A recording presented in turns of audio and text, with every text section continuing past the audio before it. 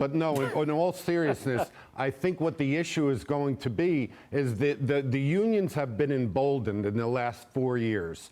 Now you have the serious implications. I have a tremendous amount of sympathy for the membership of the unions that are dealing with this inflation, that want better wages, better work conditions.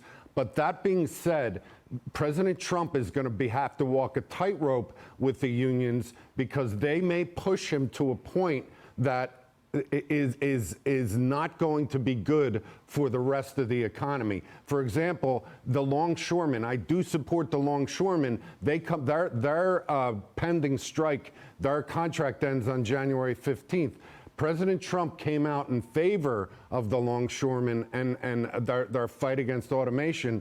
Now, what that might do, the unintended consequence, is that might embolden every union to strike because President Trump's taking this initiative. So we have to be aware of that.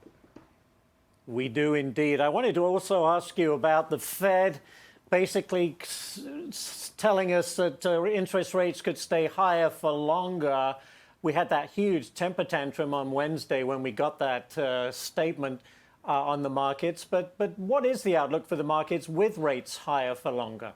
I think it is an implication that we have to factor in because what we're seeing is that there's so much confusion over inflation, though the inflation numbers are not budging.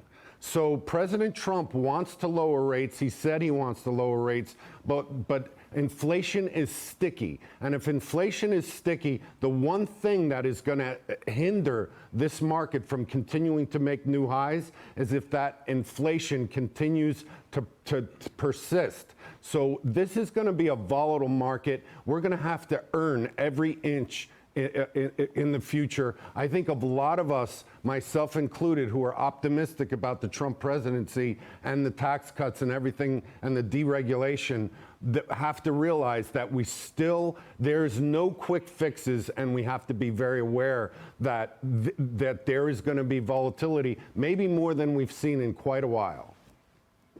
Indeed. We'll have to leave it there.